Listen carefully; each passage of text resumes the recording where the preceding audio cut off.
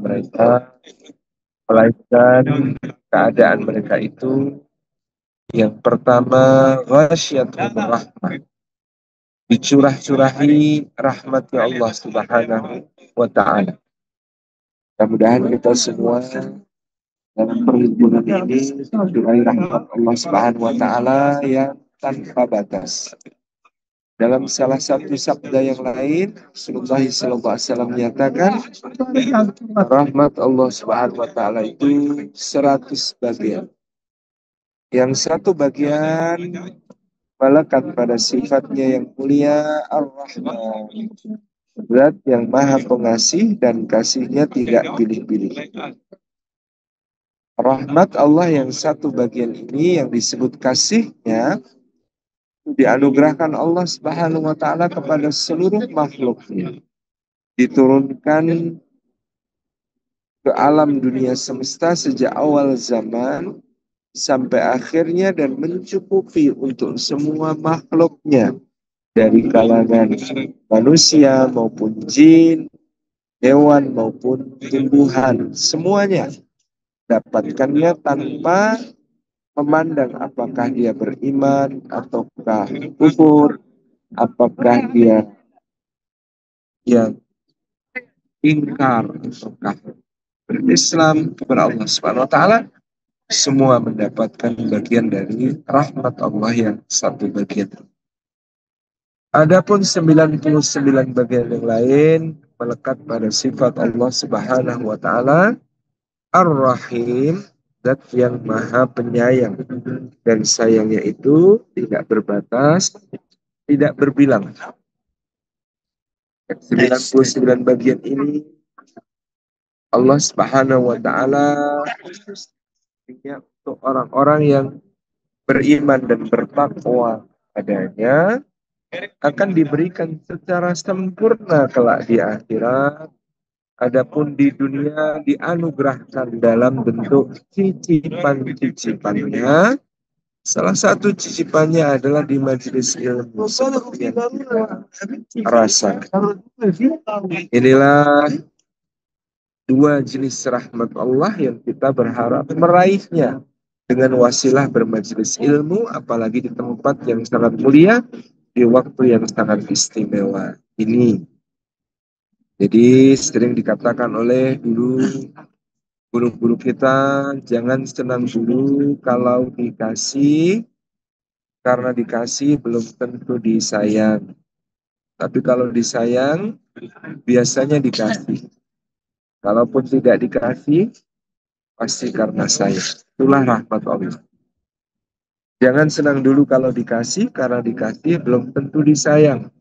Ada Fir'aun dikasih kekuasaan tapi tidak disayang. Ada Qarun dikasih kekayaan tapi tidak disayang. Ada Abu Lahab dikasih nasab mulia tetapi tidak disayang. Tapi kalau disayang biasanya dikasih. Itulah kekasih-kekasih Allah Subhanahu wa Ta'ala. Kesayangan-kesayangannya Allah Subhanahu wa Ta'ala. Kalau mereka disayang seperti Nabi Adam, Idris, Nuh, Saleh, Ibrahim, Lut, Ismail, Ishaq, Ya'qub, Yusuf, Ayub, Su'aib, Musa, Harun, Dzulkifli, Dawud, Sulaiman, Ilyas, Ilyasa, Yunus, Zakaria, Yahya, Isa, sampai Rasulullah Muhammad sallallahu alaihi wa alihi wasallam. Mereka semua disayang oleh Allah, maka biasanya dikasih. Kalaupun tidak dikasih, maka pasti karena sayang. Seperti adik kita yang kecil mungkin minta pisau, cutter, gunting yang tajam, korek api, minyak solar, kemudian ada petasan, begitu. Apakah kita kasih? Tidak. Kenapa tidak kita kasih? Karena sayang. Sebagaimana juga kita memahami bahwa ada sebuah cerita. Seorang ibu, istri menghadap seorang kiai dan mengatakan, Gus, tolong didoakan Gus supaya suami saya itu menjadi orang kaya, dari dulu kok miskin, terus dari dulu kok susah, terus biar jadi orang kaya saja. Tolong didoakan ya Gus. Maka sang kiai ini mengatakan, "Oh, sebelum saya doakan Bu, kira-kira nanti kalau sudah jadi kaya, suami ibu itu seleranya tetap ibu atau ganti yang lain?" Maka sang ibu kemudian segera mengatakan, "Ralat Gus, kalau gitu nggak usah didoakan jadi kaya. Yang penting cukup." Masya Allah. Jadi inilah makna rahmat Allah yang kita nanti-nantikan, yang kita tunggu-tunggu sebagai anugerah darinya di dunia maupun di akhirat. Dan kita raih melalui salah satunya penanda rahmatnya di dalam majelis ilmu kita hari ini. Yang kedua, wahafat sumul malaikah, keutamaannya bermajelis ilmu, keutamaannya duduk di dalam satu forum yang di dalamnya menyebut-nyebut asma Allah, mengajak mengingat Allah dan mempelajari ilmu-ilmu Allah Subhanahu wa taala. Maka keutamanya adalah malaikat-malaikat Allah turun untuk menaungkan sayap-sayap mereka kepada semua anggota majelis yang hadir. Mereka membentangkan sayapnya sembari terus memohonkan ampunan pada Allah Subhanahu wa taala atas dosa-dosa semua anggota majelis yang hadir tersebut. Dalam keterangan hadis lain disebutkan, lillahi malaikatun yaturuna baina samawati wal ardh. Ada malaikat-malaikat Allah yang beredar di antara langit dan bumi. Jumlah mereka jauh lebih banyak daripada malaikat pencatat amal. Kalau malaikat pencatat amal saja setiap manusia mendapat 2, tentu berarti malaikat ini jauh lebih banyak dari 2 kali lipatnya manusia. Setiap ada majelis yang dibuka di muka bumi, majelis ilmu, majelis zikir, maka dia kemudian malaikat-malaikat itu sesuai jumlah anggota majelis turun ke bumi untuk menaungkan sayap-sayapnya kepada majelis yang hadir tersebut. Kemudian setelah majelis ditutup, a'raju wa sa'adu ilallahi tabaraka wa ta'ala, mereka menghadap kepada Allah Subhanahu wa taala. Lalu melaporkan nama orang yang telah dinaunginya dengan sayapnya sepanjang majelis. Kemudian Allah Subhanahu wa taala yang Maha Tahu bertanya, padahal dia Maha Tahu, tetapi dia bertanya, "Dari mana kalian?" Maka malaikat menjawab, "Min indi ibadik," kami dari sisi hamba-hambamu.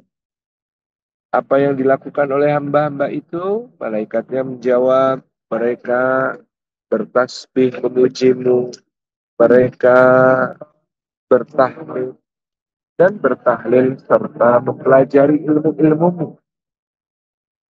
Maka Allah Subhanahu wa taala bertanya, padahal dia Maha Tahu, apa yang mereka minta dariku?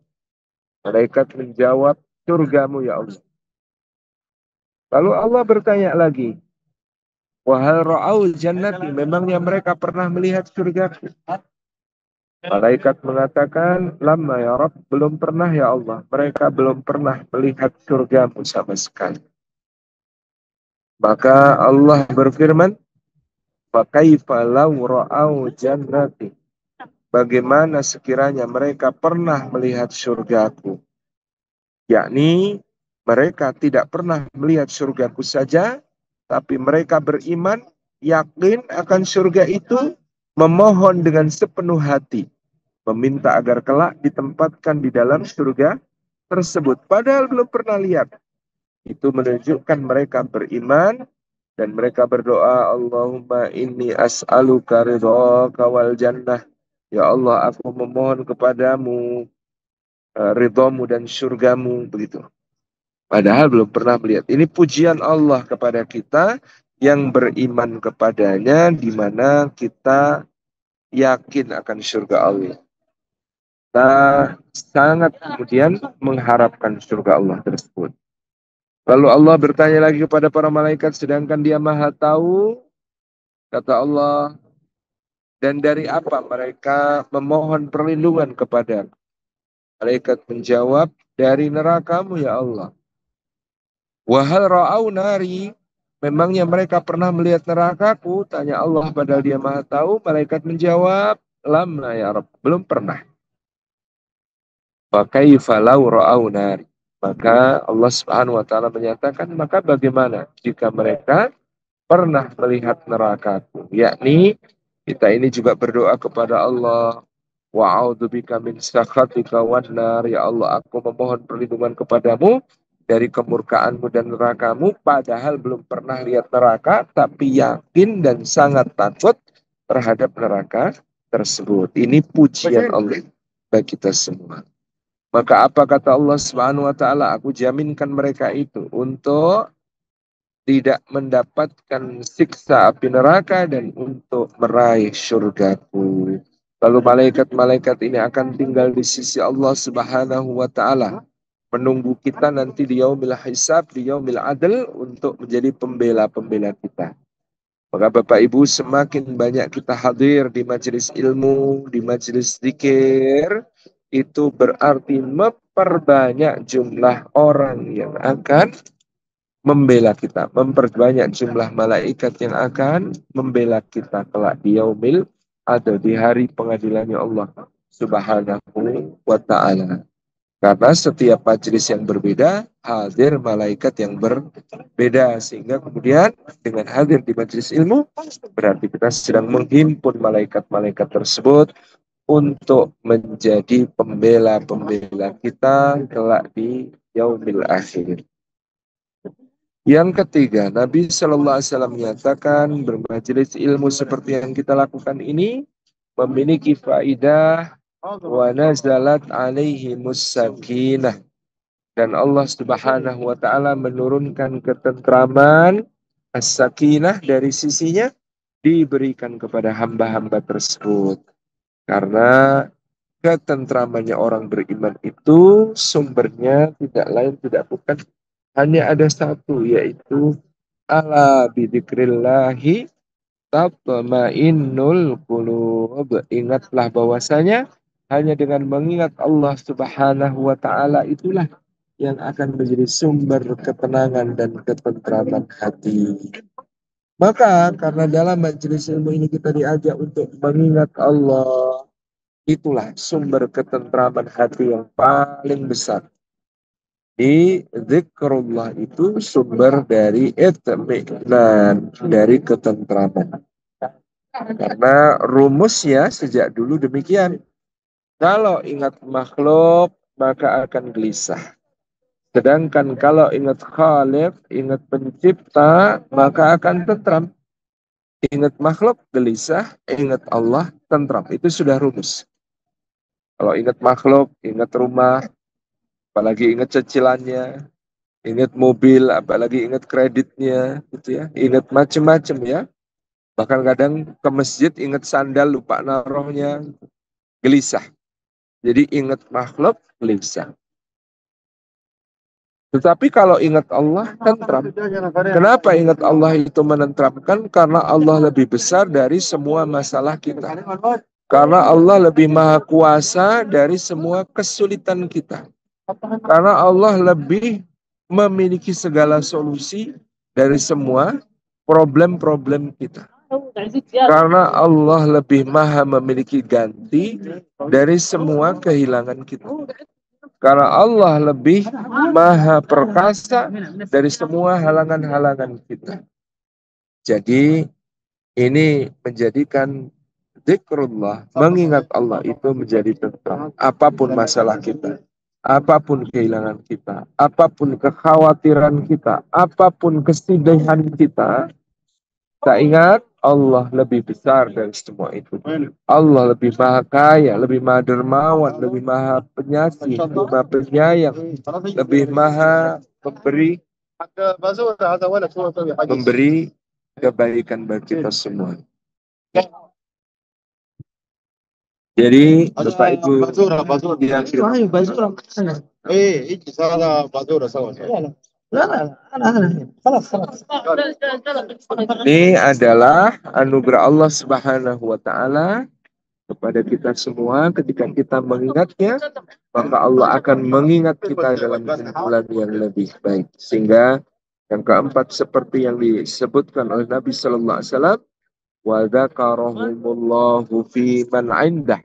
Allah Subhanahu wa taala akan menyebut-nyebut nama kita semua dengan bangga pada makhluk-makhluk mulia yang ada di sisinya. Ini mudah-mudahan menjadikan kita semua lebih terkenal di langit daripada di bumi, menjadikan kita semua lebih terkenal di surga daripada di dunia, lebih dirindukan oleh penduduk surga daripada dunia yang fana ini. Jadi ini sebuah anugerah yang sangat besar. Kita ingat ya, Nabiullah Ibrahim alaihi salam yang meninggikan dasar-dasar Baitullah Ka'bah di tempat ini. Nabiullah Ibrahim alaihi salam itu mungkin ketika beliau hidup, yang kenal beliau itu tidak banyak. Yang dari yang kenal, yang sayang lebih sedikit lagi karena penduduk kampungnya, bahkan ayahnya pun mengusir beliau, bahkan penduduk membakar beliau, bahkan rajanya juga kemudian menyingkirkan beliau setelah kalah berdebat gitu ya. Jadi sedikit yang kenal, sedikit yang sayang, sedikit yang mendoakan Nabiullah Ibrahim alaihissalam ketika beliau masih hidup. Tetapi karena beliau kekasih Allah, disebut-sebut oleh Allah, ya hanya soal waktu. Kemudian terkenal di langit itu turun di bumi. Karena disebut-sebut oleh Allah, diperkenalkan kepada para malaikat, diperintahkan para malaikat untuk mencintainya. Maka hari ini, setiap hari, kalau kita hitung, muslimin di dunia itu ada sekitar 2 miliar manusia, maka katakanlah 10% saja yang sholat, maka 10% yang 200 juta itu berarti dalam setiap tasyahudnya membaca kama shallaita ala Ibrahim, kama barakta ala Ibrahim wa ala ali Ibrahim. Itu yang menjadikan nama Nabi Ibrahim dikenal. Nama Nabi Ibrahim, semua manusia hari ini hampir tidak ada yang tidak kenal. Hanya soal waktu, meskipun Nabi Ibrahim sudah wafat ribuan tahun yang lalu, tetapi nama beliau abadi sampai hari ini menjadi nama yang dicintai begitu banyak manusia. Bahkan untuk memenuhi panggilan Nabi Ibrahim alaihissalam, dulu Nabi Ibrahim memanggil wa'adzim finnasi bil haji, panggillah manusia untuk berhaji wahai Ibrahim. Maka Nabiullah Ibrahim bertanya kepada Rabbnya, bagaimana suaraku akan sampai kepada mereka? Bagaimana suaraku akan mereka penuhi panggilan itu? Maka Rabb kita Allah Subhanahu wa taala menjawab, tugasmu adalah memanggil, akulah yang akan mendatangkan mereka dan menyampaikan panggilanmu itu kepada mereka. Maka hari ini untuk memenuhi panggilannya Nabi Ibrahim alaihissalam itu, misalnya kalau di Jogja, daftar sekarang, berangkatnya 35 tahun, 36 tahun lagi ya, antrian haji yang begitu panjang untuk memenuhi panggilannya Nabi Ibrahim. Seperti yang juga kita saksikan hari ini, betapa padatnya, betapa penuhnya Masjidil Haram sampai kita kesulitan untuk mendapatkan tempat, bahkan di rooftop yang biasanya adalah bagian yang paling sepi, ternyata hari ini menjadi sangat membeludak penuh dengan jamaah. Ini semuanya memenuhi panggilannya Nabi Ibrahim alaihi salam, sesuatu yang sangat menjadi pelajaran bagi kita. Terkenal itu lebih-lebih bukan pada saat hidup. Kalau terkenal saat hidup itu biasanya repot dan cuma sebentar. Kok repot? Saya juga tidak terlalu terkenal, tapi merasakan habis misi pengajian, mau ke toilet, sudah kebelet, ya dihadang sama jamaah diminta foto. Ustaz, foto dulu, udah mau ke toilet ini Bu. Foto dulu Ustaz, sebentar. Yang bilang begitu 36 rombongan dan kita ada. Subhanallah ya. Jadi terkenal di dunia itu repot dan cuma sebentar. Sebentarnya seperti apa? Ya, begitu kita sudah tidak ada lagi di dunia ini, cepat sekali manusia melupakan kita. Ya, 1 tahun yang lalu masih ada seorang selebgram, seleb TikTok yang kalau live itu yang nunggu puluhan ribu orang gitu ya, pengen nonton ya. Sekarang ketika dia wafat sudah tidak ada lagi satupun yang nunggu live-nya dan memang tidak ada live dari alam kubur kan ya. Dan orang-orang yang dulu nunggu live-nya itu sekarang sudah beralih menunggu live-nya orang yang lain lagi. Betapa sementaranya, fananya, ya popularitas, keterkenalan, semua itu di dalam kehidupan dunia. Berbeda dengan kalau kita banyak hadir di majelis ilmu, nama kita sering disebut Allah di hadapan para malaikat dan makhluk-makhluk mulia di sisinya, maka insya Allah mudah-mudahan ya astar kebaikan itu hanya soal waktu kelak akan turun ke bumi menjadi kebaikan yang tidak putus-putusnya seperti yang ada pada Nabiullah Ibrahim alaihissalam. Demikian Bapak Ibu, 4 keutamaan luar biasa ketika kita mau bermajelis ilmu. Nah, tadi kita menyebut sosoknya Nabiullah Ibrahim alaihissalam, maka sore hari ini mari kita belajar dari salah satu doanya Nabiullah Ibrahim alaihissalam yang kita bisa baca dalam surah Ibrahim ayat yang ke-37, di mana Allah Subhanahu wa taala mengabadikan doanya Nabi Ibrahim yang sangat indah ini. Doanya berbunyi, A'udzubillahi minasyaitonirrajim. Bismillahirrahmanirrahim. Rabbana inni askantu min dzurriyyati biwadin ghairi dzi zar'in 'inda baitikal muharram. Rabbana liyuqimus shalah waj'al af'idatan minan nasi tahwi ilaihim warzuqhum minas samarati la'allahum yashkurun. Firman-Nya Allah Subhanahu wa taala abadikan doanya Nabiullah Ibrahim alaihissalam, di mana di situ Nabi Ibrahim berdoa, Rabbana, duhai Rabb kami, ini sesungguhnya aku askantu, aku menempatkan min dzurriyyati, dari antara keturunanku, ditempatkan di mana? Biwadin, di satu lembah, ghairi dzi zar'in, yang tidak bertanam tanaman, tidak memiliki pepohonan. Ainda baitika, di dekat rumah engkau ya Allah, al-muharram, yang dihormati, yang dimuliakan. Rabbana, duhai Rabb kami, liuqimus shalah, supaya mereka menegakkan salat. Waj'al, maka jadikanlah ya Allah, af'idatan minan nasi, hati dan pikiran begitu banyak manusia nantinya, tahwi ilaihim, cenderung suka, cinta kepada mereka, warzuqhum, dan anugerahkanlah rizki kepada mereka, minas samarati, dari buah-buahan, la'allahum, mudah-mudahan mereka semua, yashkuruna, bersyukur kepada Allah Subhanahu wa taala. Doa ini doa yang sangat istimewa, Bapak Ibu yang dirahmati Allah.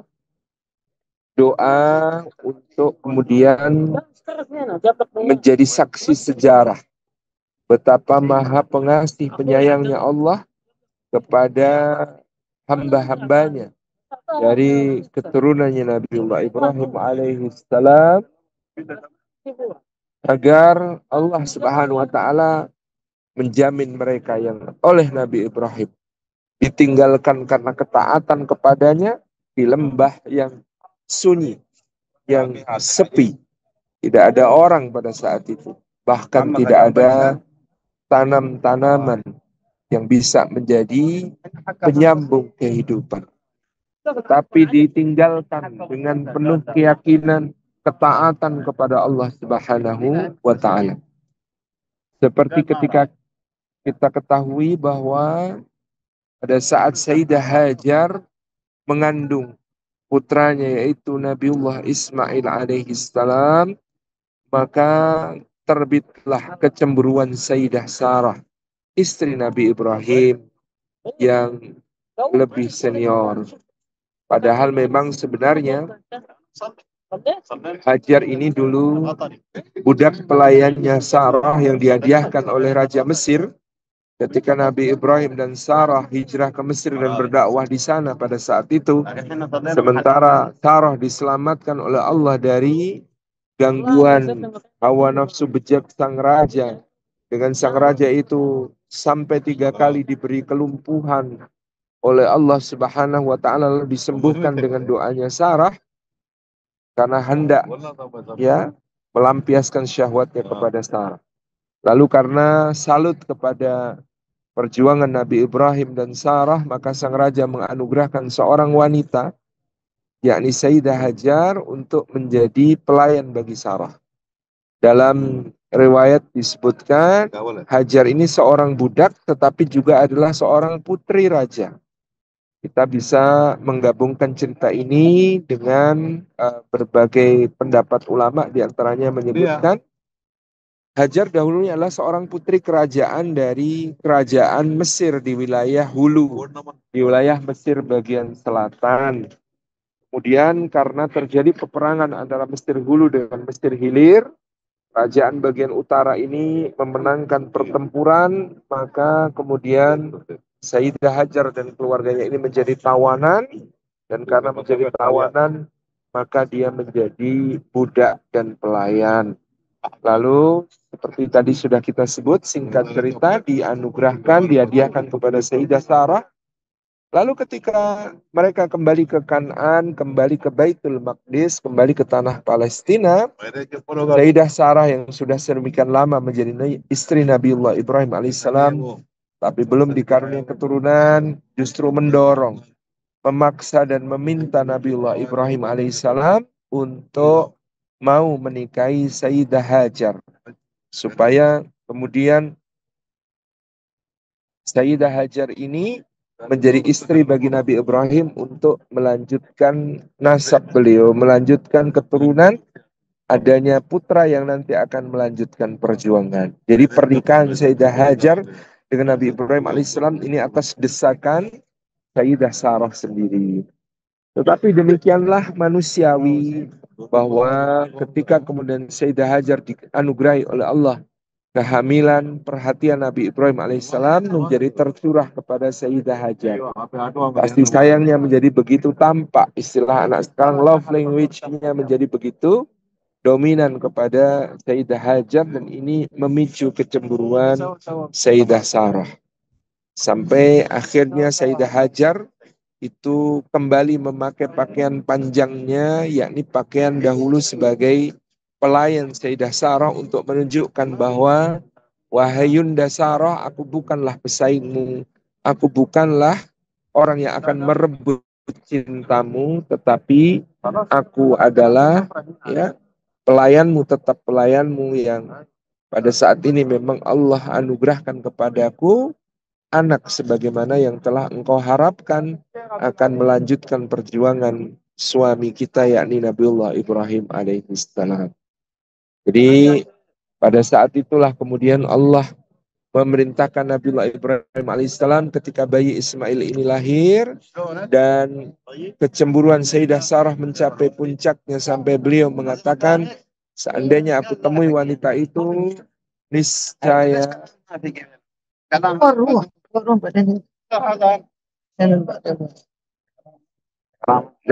niscaya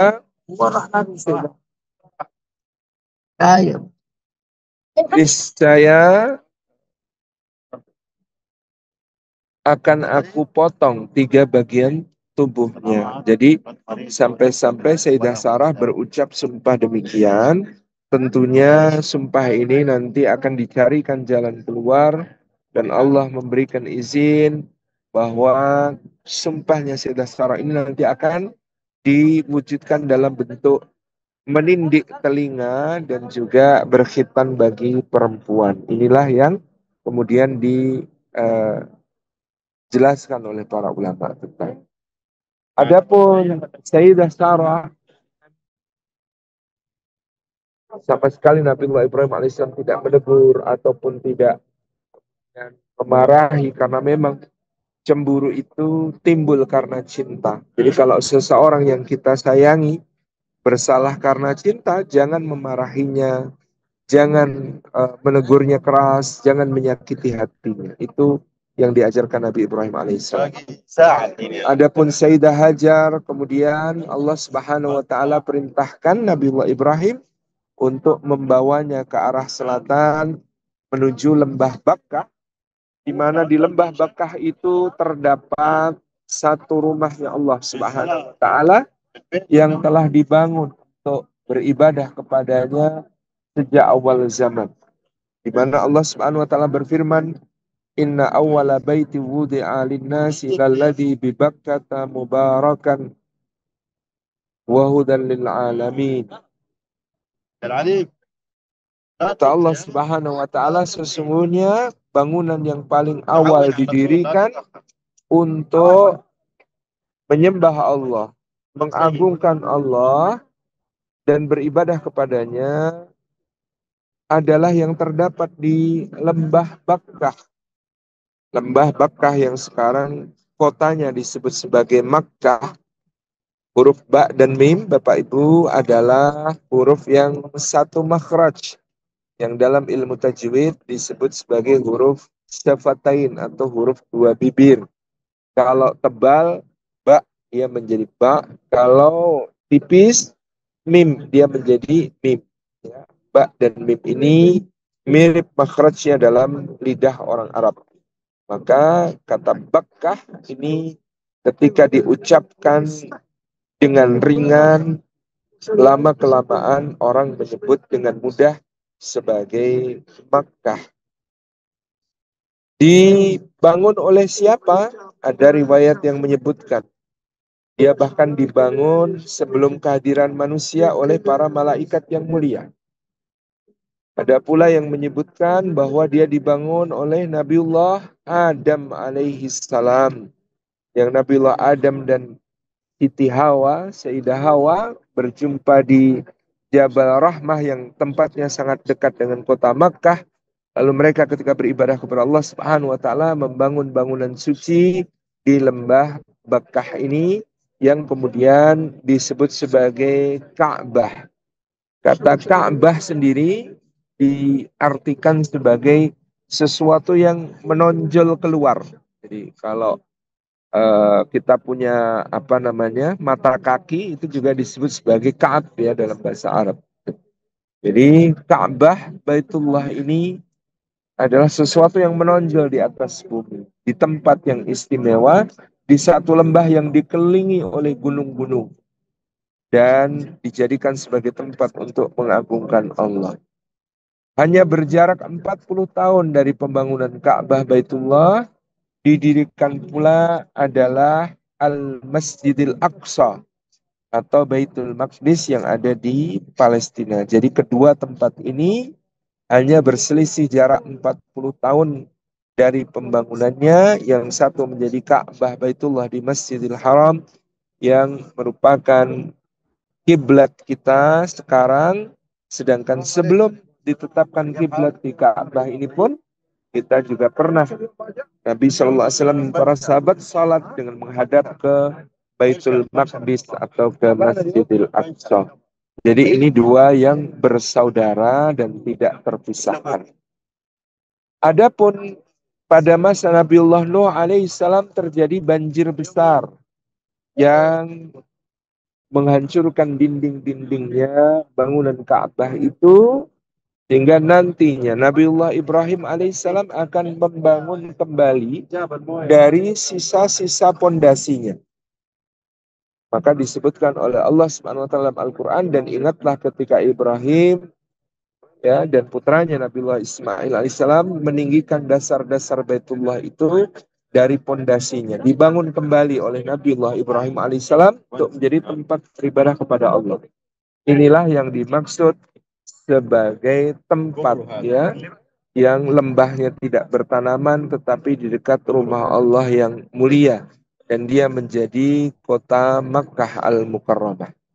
Di mana pada saat itu Nabi Ibrahim alaihissalam membawa istrinya Sayyidah Hajar berjalan kaki dari tanah Kan'an di Palestina sampai ke lembah Bakkah dengan Sayyidah Hajar mengenakan kain panjangnya sehingga terhapus jejak-jejak mereka. Sampai ketika tiba di lembah Bakkah ini, ternyata Allah memerintahkan Nabi Ibrahim alaihissalam untuk meninggalkan istri dan putra beliau ini di tempat tersebut. Wahai Ibrahim, tinggalkanlah istri dan putramu di sini.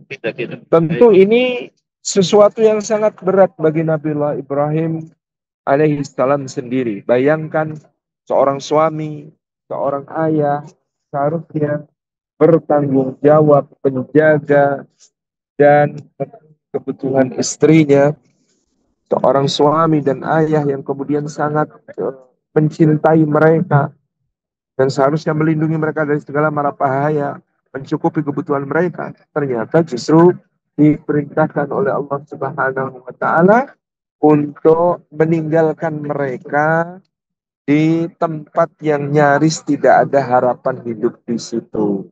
Yang kering, tandus, gersang, panas menyengat, tidak ada ketumbuhan, bahkan tidak ada pula hewan-hewan yang mau tinggal dan hidup di situ. Mereka terlalu berat untuk menahan ya cuaca dan musimnya yang sangat ganas. Tetapi Nabi Ibrahim diperintahkan untuk meninggalkan istrinya dan putranya yang masih merah berbisik. Saya membayangkan gejolak perasaan Nabi Ibrahim. Dia tahu ini perintah Allah. Tugasnya adalah untuk taat kepada perintah Allah Subhanahu wa taala. Maka mau tidak mau, tidak ada pilihan baginya kecuali bersami'na wa ata'na kepada Allah. Meskipun di dalam hati dia sangat sedih, di dalam hati dia sangat khawatir, tapi dia kalahkan semua rasa sedih dan khawatir itu dengan meyakini bahwa kalau dititipkan kepada Allah Subhanahu wa taala, maka akan menjadi sebaik-baik titipan. Allah adalah sebaik-baik penjaga. Allah adalah sebaik-baik yang akan memelihara anak dan istrinya tersebut apapun yang terjadi. Tetapi bagaimanapun Nabiullah Ibrahim alaihissalam berusaha menaklukkan hatinya, lisannya tidak sampai untuk bisa menyampaikan perintah Allah tersebut kepada istrinya. Betapa takut dia, istrinya tidak siap atas hal tersebut, lalu nanti akan berprasangka buruk kepada Allah ataupun menyalahkan Allah, yang ini tentu akan menjadi bahaya bagi keimanannya. Sehingga Nabiullah Ibrahim alaihissalam memilih untuk dengan melaksanakan perintah Allah tersebut dengan tetap diam, tidak perlu menyampaikannya kepada istri. Nabiullah Ibrahim alaihissalam perlahan berjalan ke arah utara dengan hatinya menggumamkan doa kepada Allah. Doa yang tadi kita baca, Rabbana inni askantu min dzurriyyati biwadin ghairi dzi zar'in 'inda baitikal muharram. Rabbana liyuqimus shalah faj'al afidatan minan nasi tahwi ilaihim warzuqhum minas tsamarati la'allahum yashkurun. Nabi Ibrahim berdoa, duhai Rabb kami, sesungguhnya aku menempatkan sebagian di antara anak keturunanku di lembah tak bertanaman di dekat rumah Engkau yang mulia ya Allah. Ya Allah, supaya mereka mau menegakkan salat ya Allah, maka anugerahkanlah kepada mereka ya Allah rizki dari buah-buahan, dan semoga dengan demikian mereka itu, dan jadikanlah sebagian manusia cenderung mencintai mereka, dan anugerahilah mereka rizki dari buah-buahan. Mudah-mudahan dengan demikian mereka bersyukur kepadamu. Ketika Sayyidah Hajar melihat bagaimana Nabi Ibrahim perlahan-lahan berjalan ke arah utara, meninggalkan dia dan bayinya, tentu Sayyidah Hajar mulai bertanya dalam hatinya, ada apa dengan suamiku? Maka dia pun mengejar suaminya, perlahan-lahan sambil menggendong bayinya yang merah itu, dan kemudian dengan bergegas mendekat dia bertanya, hai Ibrahim, kenapa kau tinggalkan kami? Ibrahim alaihissalam mendapati pertanyaan itu serasa palu godam di hatinya. sangat berat, tidak mampu menjawab, sangat keluh lidahnya untuk bisa menyampaikan balasan atas pertanyaan Hajar. Maka Ibrahim hanya terdiam dan hatinya terus berdoa, bermunajat kepada Allah, lalu berjalan lagi ke arah utara. Sayyidah Hajar mengejar lagi dengan lebih bersemangat dan bertanya lagi, "Hai Ibrahim, kenapa kau tinggalkan kami?" Maka lagi-lagi Nabiullah Ibrahim alaihissalam tidak bisa menjawab, hanya menunduk dan mengulang-ulang doa dalam hatinya dan terus berjalan ke arah utara. Sampai 3 kali Sayyidah Hajar bertanya lagi, "Hai Ibrahim, kenapa kau tinggalkan kami?" Nabi Ibrahim tidak menjawab untuk ketiga kalinya. Dan inilah istri yang cerdas, Sayyidah Hajar. Kalau bertanya 3 kali berturut-turut dengan pertanyaan yang berupa esai, ya. Kalau kita menyebutnya pertanyaan esai, mengapa kau tinggalkan kami? Jelaskan, itu kan esai. Maka Sayyidah Hajar yang cerdas ini mengubah pertanyaannya menjadi pertanyaan yang lebih sederhana berupa pilihan ganda sederhana. Hajar menubah pertanyaannya menjadi, apakah ini perintah Allah? Dari semula bertanya, mengapa kau tinggalkan kami? Dia ubah menjadi pertanyaan, apakah ini perintah Allah? Nah, ini adalah pertanyaan pilihan ganda, karena jawabannya hanya 2. A, iya, B, bukan. Gitu ya. Maka Nabiullah Ibrahim alaihissalam mendengar pertanyaan istri yang lebih sederhana, dia merasa mampu menjawab, dia palingkan wajahnya ke arah istrinya, dia berbalik, dia tatap istrinya, ya, dia merasa berarti istrinya siap atas jawabannya ketika pertanyaannya sudah berbunyi, apakah ini perintah Allah? Maka Sayyidina Ibrahim alaihissalam, Khalilur Rahman pun menjawab, iya wahai istriku, engkau benar, ini adalah perintah Allah Subhanahu wa Ta'ala. Jadi ternyata ini adalah perintah Allah. Bagaimana kemudian sikap Hajar? Inilah yang menjadikan kota ini menjadi begitu istimewa. Dia dibangun di atas iman seorang perempuan, iman seorang wanita yang mulia, iman seorang wanita mukminah yang tawakal kepada Allah. Itulah Sayyidah Hajar yang meredam segala rasa di dalam hatinya. Sebagai perempuan wajar dia khawatir, dia resah, dia gelisah, dia takut ditinggalkan. Apalagi bersama bayinya yang masih merah. Dia mungkin kecewa, dia mungkin cemburu, dia mungkin di dalam jiwanya ada bergejolak berbagai perasaan. Tapi dia kalahkan semua perasaan itu dengan imannya kepada Allah. Ketika dia mengatakan kepada suaminya,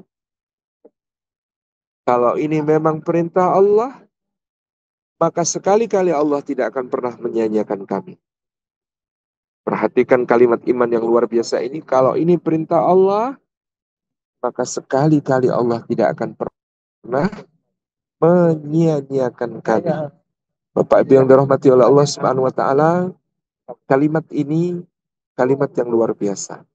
Keimanan yang luar biasa. Keyakinan yang luar biasa. Tawakal dan pasrah yang luar biasa kepada Allah. Bahwasanya Sayyidah Hajar menyatakan kalau ini perintah Allah, maka sekali-kali Allah tidak akan pernah menyanyiakan kami. Hendaknya kita juga memiliki kalimat iman yang sama di dalam hati kita. Bahwa dalam setiap perintah Allah tidak akan pernah kita disia-siakan. Bahwa dalam setiap perintah Allah pasti ada kebaikan. Bahwa dalam setiap perintah Allah pasti kita akan mendapati betapa Dia maha segalanya. Maha memberi karunia, maha memenuhi janjinya, maha memberikan anugerah-anugerah yang sangat istimewa. Dan itulah kalimat Sayyidah Hajar yang kita bisa bayangkan. Tanpa ada kalimat ini, maka tidak akan ada sa'i antara Safa dan Marwah. Maka tidak akan ada air zam-zam yang bisa kita minum. Maka bahkan tidak akan ada kota Makkah seperti yang kita lihat. Karena memang kota Makkah ini berasal dari iman seorang perempuan yang istimewa yang mengatakan kalau ini perintah Allah, maka sekali-sekali Sekali-kali Allah tidak akan pernah menyia-nyiakan kami sama sekali. Bapak Ibu yang dirahmati oleh Allah Subhanahu wa taala, kalimat Sayyidah Hajar ini bergema dari dalam hatinya, membentuk keyakinannya, tetapi Allah berkenan bahwa semua kalimat iman ada ujian. Dalam suratul Ankabut ayat kedua Allah menyatakan ahasiban nasu ayyutraku ayyaqulu amanna wa hum la yuftanun. Allah Subhanahu wa taala yang mengira bahwa mereka akan dibiarkan, tinggalkan dan mengucapkan kami sudah beriman lalu tidak diuji lagi. Tidak, pasti akan tetap diuji oleh Allah Subhanahu wa taala dengan ujian keimanan. Kalimat iman itu akan dibuktikan dengan ujian yang diberikan oleh Allah, bukan karena Allah tidak tahu, Allah Maha tahu, tetapi untuk menjadi hujjah, maka Allah pun mengetahui mana orang-orang yang benar-benar beriman, jati beriman, mana pula orang yang kemudian palsu di dalam pengakuannya. Maka Sayyidah Hajar pun diuji oleh Allah. Jadi perhatikan bahwa setiap iman itu ada ujian. Maka Sayyidah Hajar pun diuji oleh Allah. Ketika bekalnya habis. Ketika bayinya menangis. Ketika air susunya tidak lagi keluar dan bayi itu kelaparan. Tangisannya sangat menyayat hati. Bahkan tangis itu terpatah-patah seperti bayi yang akan sakratul maut.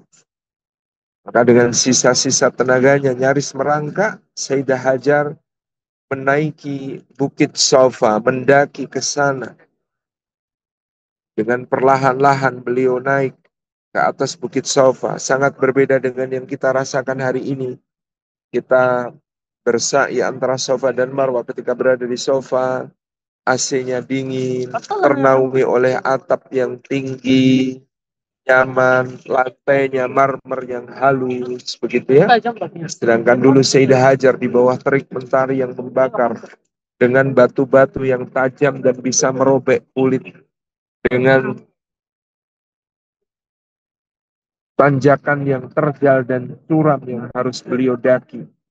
Beliau naik ke atas Bukit Sofa lalu mengedarkan pandangan ke seliling, mencari apakah ada air untuk menyambung hidup, apakah ada orang untuk bisa dimintai tolong, apakah ada yang bisa kemudian menjadi tumpuan bagi dia dan anaknya untuk menyambung kehidupan di lembah Bakkah yang begitu sunyi itu. Ternyata dia tidak mendapati di sekitar Bukit Sofa itu ada, maka dia pun bergerak menuju ke arah Marwah.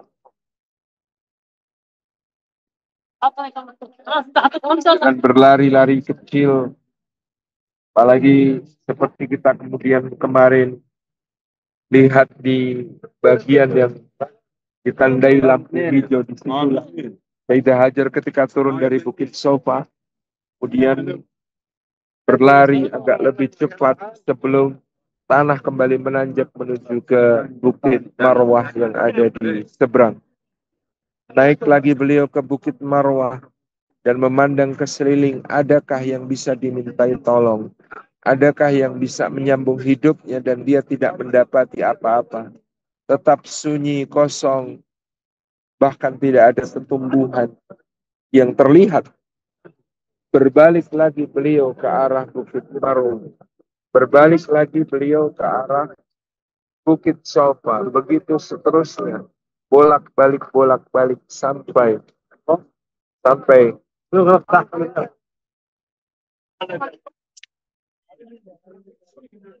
sampai 7 kali berbolak-balik beliau di antara Sofa dan Marwah, dan ini menjadi bukti kesungguhannya kepada Allah Subhanahu wa taala.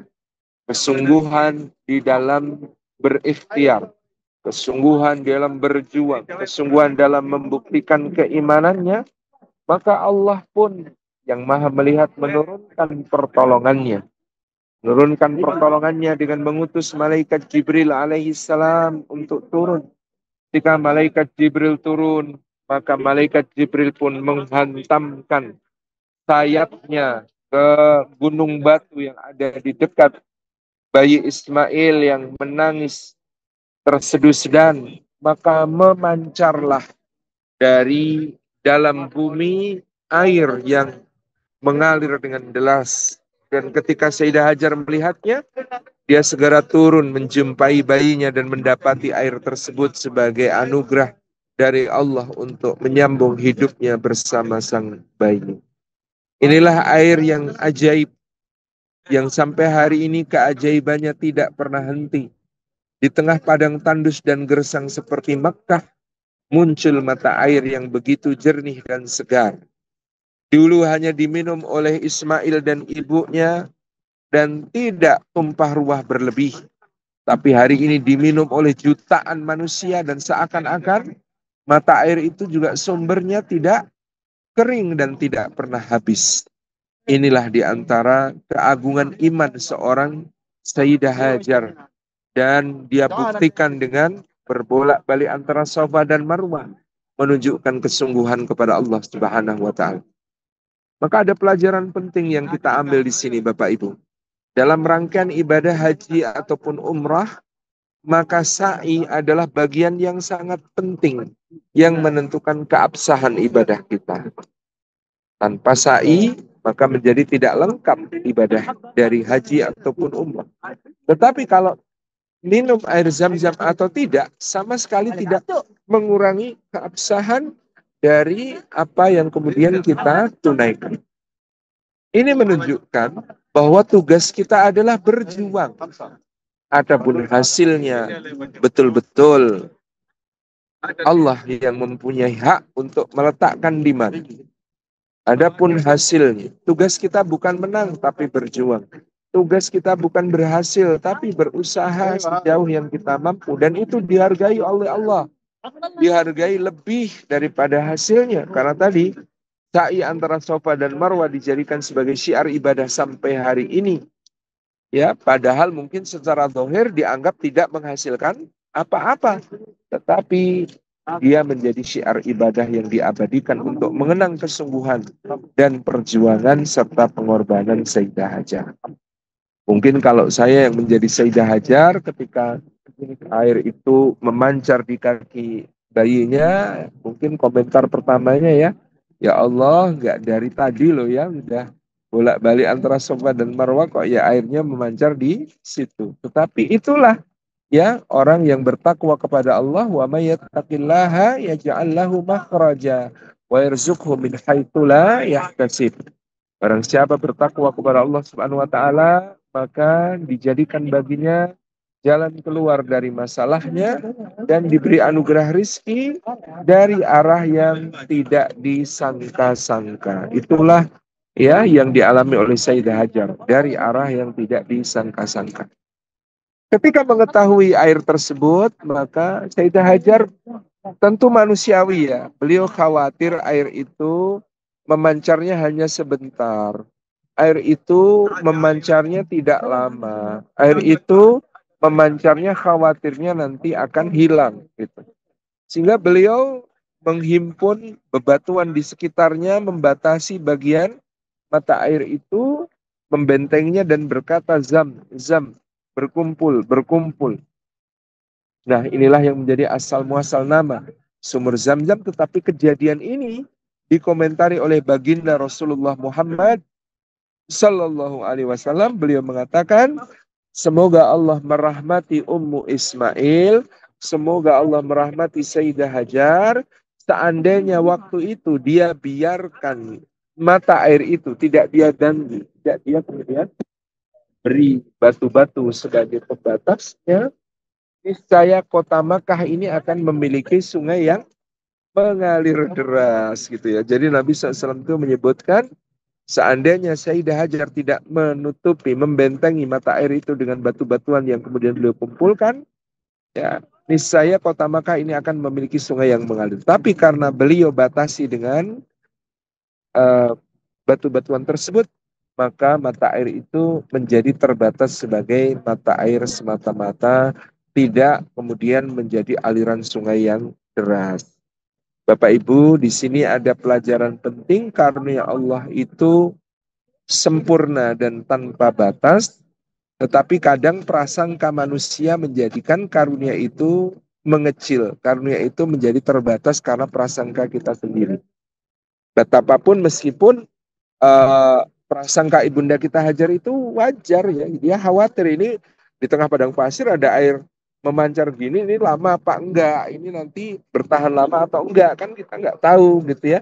Itu perasaan yang wajar, tetapi perasaan seperti itu ketika mengintervensi karunia Allah Subhanahu wa taala, maka dia menjadikan karunia yang semula tak terbatas itu menjadi lebih sedikit daripada anugerah besar yang Allah sediakan. Itu pelajaran penting. Jadi kita ini jangan pernah membatasi karunia Allah dengan prasangka-prasangka kita. Kita ini jangan suka mengira Allah atau mengukur karunia Allah dengan ukuran-ukuran bendawi, duniawi, atau manusiawi.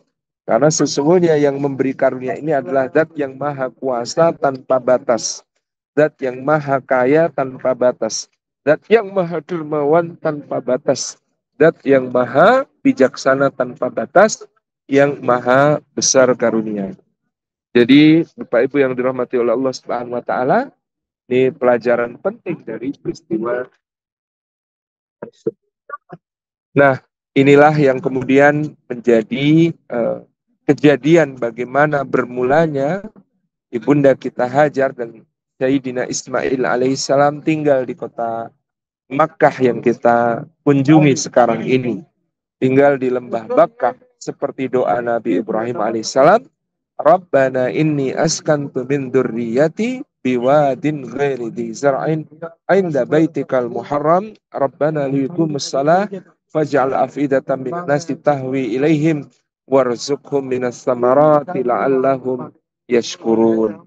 Inilah doa yang luar biasa yang dikemukakan oleh Nabiullah Ibrahim, sedangkan Sayyidah Hajar dan Ismail tinggal di kota ini untuk beberapa waktu sampai nanti Nabi Ibrahim menjenguk mereka, datang kepada mereka, dan beberapa kali Nabiullah Ibrahim menjenguk putranya Nabi Ismail alaihissalam dari sejak ketika dia masih beranjak dewasa dan Allah perintahkan untuk menyembelihnya sampai nanti ketika Nabiullah Ismail sudah berumah tangga dan Ka'bah yang mulia ini sudah dibangun oleh keduanya dengan tangan keduanya menjadi bangunan yang sangat besar. Kita insya Allah akan lanjutkan kajiannya besok subuh. Mudah-mudahan situasinya lebih nyaman dan lebih kondusif untuk Bapak Ibu sekalian. Sekarang tiba waktu menjelang berbuka puasa, setengah jaman lagi atau kurang ya. Nanti insya Allah kita ikut bersiap-siap berbuka puasa bersama jamaah yang lain, sembari memperbanyak doa-doa mustajab di tempat ini, di waktu ini, di saat ini, dalam keadaan kita berpuasa, mustajab insya Allah. Doa-doa kita jangan merasa cukup dengan doa-doa kita, teruslah berdoa kepada Allah Subhanahu wa taala. Insya Allah besok akan disambung pembahasan tentang doa istimewa ini, bahwa doa ini bukan sekedar doa tetapi juga prinsip-prinsip parenting, bahwa juga nanti akan kita sambung dengan sejarah bagaimana Ka'bah Baitullah ini di sepanjang zaman silih berganti dalam berbagai kejadian yang mengiringinya. Insya Allah kita sambung di pertemuan esok dan hari-hari berikutnya. Jazakumullah khairan, saya kembalikan. Mudah-mudahan Bapak Ibu semuanya hari ini dalam berpuasa diberikan taufik oleh Allah. Ibadah kita diridhoi, diterima, dan doa-doa kita semuanya dikabulkan oleh Allah. Jazakumullah khairan. Wassalamualaikum warahmatullahi wabarakatuh.